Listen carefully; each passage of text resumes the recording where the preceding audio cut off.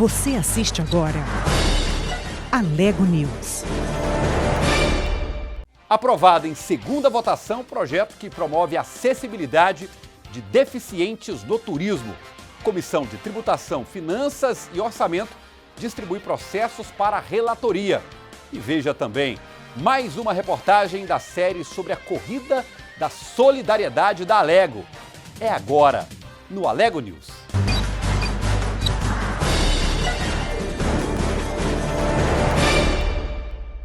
Boa noite. Na tarde de hoje, na Comissão de Tributação, Finanças e Orçamento, foram distribuídos vários projetos para a relatoria. Confira os destaques da reunião na reportagem de Murilo Santos. Foi mais uma reunião da Comissão de Finanças com apreciação de relatórios apresentados pela Secretaria Estadual de Saúde e organizações sociais.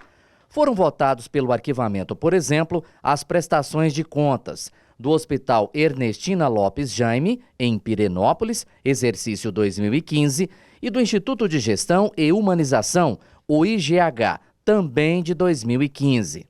O relatório de atividades do TCM, Tribunal de Contas dos Municípios, do exercício 2020, também foi aprovado. No final da reunião, o presidente da Comissão de Finanças, deputado Tiago Albernaz, colocou em apreciação o parecer prévio das contas do governo do ano passado. O processo do TCE, Tribunal de Contas do Estado, teve relatório do deputado Chico KGL e foi aprovado na comissão sem voto contrário. Peço aos senhores que nós possamos colocar em apreciação o relatório do deputado Chico KGL referente ao processo 5933 e o relatório é pela aprovação da matéria, senhores. Então, eu peço a atenção dos nobres pares que estão presentes nessa comissão na tarde de hoje para que possamos apreciar o relatório do deputado Chico KGL no processo 5933 de origem do Tribunal de Contas do Estado de Goiás, que encaminha o parecer prévio da prestação de contas do exercício de 2020 dessa atual gestão. Está em discussão o presente relatório. Encerrada a discussão, está em votação. Os senhores deputados permaneçam como estão, os contrários se manifestem pela aprovação.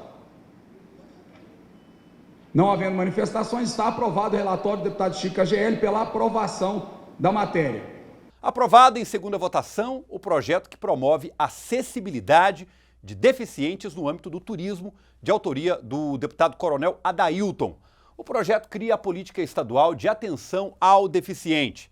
Quem traz mais informações sobre a sessão híbrida de hoje é a repórter Luciana Martins. O painel registrou durante toda a sessão ordinária desta quarta-feira quórum máximo, 41 deputados. A reunião foi produtiva. Ao todo, o colegiado aprovou 14 matérias, 2 do governo e 12 de iniciativa parlamentar.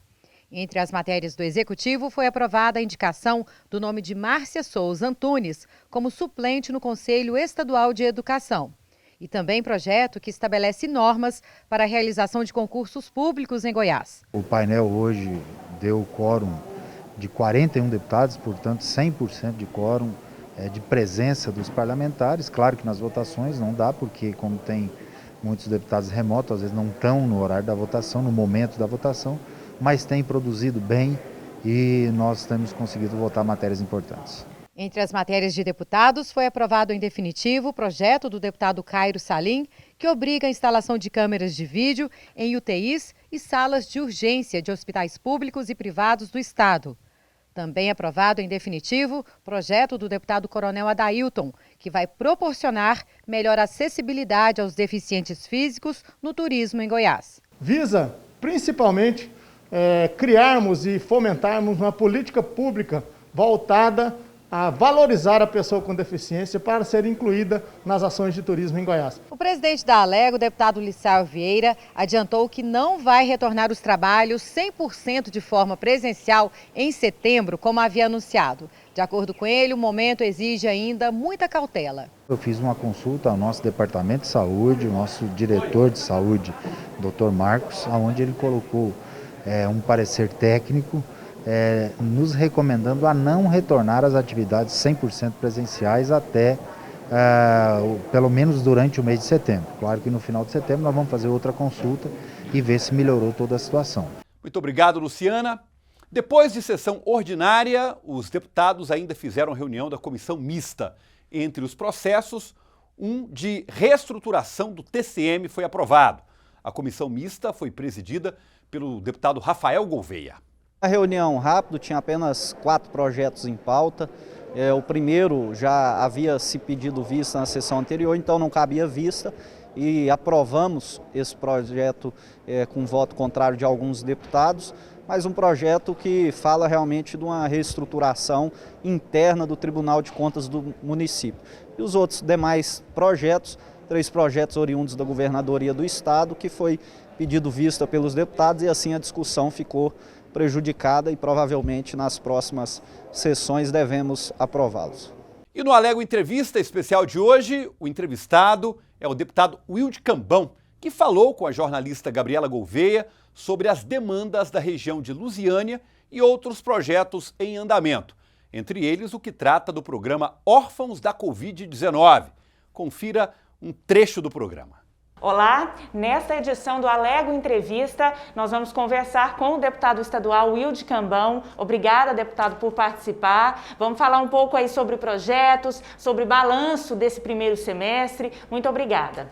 Olá, boa tarde a todos. Quero pedir licença para poder retirar a máscara. Estamos respeitando aqui o limite de segurança, até porque minha fala está um pouco ruim com ela. Olá, boa tarde, obrigado. O TV Alego tem ajudado muito o parlamento e os parlamentares na divulgação do nosso trabalho, principalmente na ação parlamentar que a gente tem feito aqui. Parabéns pelo trabalho que vocês empenham em levar o nosso trabalho a toda a população goiana. Deputado, como é que foi esse primeiro semestre? A gente que agora recém começou as atividades, aqui no plenário, já passando aí para 20 dias, cerca de 20 dias de atividades. O que o senhor destaca com relação ao primeiro semestre, atividades desenvolvidas? O senhor que é um representante da região de Lusiânia, né? Eu acho que foi assim, um semestre que, em função, lógico, da pandemia, ela atrapalhou muito o nosso trabalho, dessa visita do dia a dia, da interação com a população. Mas aqui dentro da casa foi muito produtivo, os projetos aprovados, ações que nós tivemos em função até de projetos importantes do governo do estado, que hoje está podendo dar assim, uma vida melhor aos goianos, investimentos que estão sendo feitos em várias áreas, educação, saúde, segurança pública, infraestrutura, em função de um processo que foi aqui no parlamento, projetos importantes a nível de estado que nós aprovamos e a casa teve um papel importante na questão de devolver ao governo do estado ao povo goiano. Então a Assembleia teve, através do presidente, de todos os parlamentares, uma ação muito importante. E foram semestres que foram, e esse semestre culminou, de vários projetos de leis importantes que foram aprovados e que estão realmente dando condição ao governo a poder ter uma ação melhor de governo para a população do estado. O senhor tem conseguido retomar esse trabalho mais próximo da população, do diálogo, da interação? Como é que o senhor tem feito, os cuidados que têm sido tomados? A região é uma região muito carente, e ela carece dessa aproximação, desse contato com os prefeitos. E eu tenho tido muita felicidade, mesmo com todos os cuidados necessários que nós estamos tendo, de ter uma aproximação com os prefeitos. Então, a ação parlamentar de união dos prefeitos do entorno, tenho feito isso com muita ênfase, de unir os prefeitos, para que a gente possa estar conjuntamente, o parlamentar que representa a região, da base do governo, e com os prefeitos e os seus anseios. E a gente tem conseguido, felizmente, levar várias ações do governo do estado para a nossa região, que tem melhorado muito a vida dos moradores do entorno. Quais são as pautas prioritárias hoje que o senhor tem levado adiante lá dos prefeitos, da população do entorno? O que o senhor destaca, uma ou algumas pautas importantes? Há um foco muito interessante na questão da área de saúde do entorno, até em função do Covid. As minhas emendas elas são muito direcionadas para isso. A gente tem ajudado muito, o governo e os prefeitos têm feito uma ação. Então, assim, a gente tem trabalhado muito para a melhoria da saúde, da estrutura da saúde da região do entorno. Hoje, a região do entorno tem um hospital que foi estadualizado, que é o de Lusiânia. Hoje nós temos lá quase 50 leitos de UTI, que tem tratado muito a questão do Covid, que pós-Covid esse hospital ficará uma estrutura para atender a população do entorno, e também a questão de infraestrutura urbana, A segurança pública é uma situação que melhorou muito no entorno, que era um caos, mas hoje há uma atuação muito forte da Rotan, da GPT, da Polícia Militar, da Polícia Civil, né? A educação, nós tínhamos lá o turno da fome, acabou-se o turno da fome e está tendo investimento maciço também na educação na região do entorno. Então, em todas as áreas está tendo uma ação muito forte e essa união entre o deputado da região e os prefeitos tem fortalecido e a gente tem conseguido levar grandes avanços para a nossa região com o apoio do governador. Vou aproveitar aí que o senhor falou duas questões importantes que se relacionam com projetos de autoria do senhor que tramitam atualmente. Primeiro, a questão da Covid. O senhor tem um programa chamado Órfãos da Covid. O projeto cria esse programa. Qual que é a proposta? Nós criamos, são dois projetos importantes. Primeiro foi o Covid, o projeto que Cuidando de Quem Cuida de Mim, que é um projeto voltado ao profissional de saúde, para que ele pudesse ter uma sustentação do Estado, um carinho melhor, uma atenção melhor, porque ele estava nessa linha de frente, né? Muitas das vezes sofrendo psicologicamente, muitas das vezes atingido até pelo próprio Covid e não tinha uma atenção. A gente apresentou um projeto importante nesse sentido.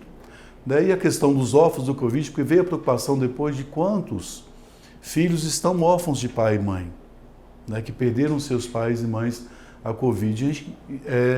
A ideia desse projeto de lei para que possa dar uma sustentação financeira a essas famílias.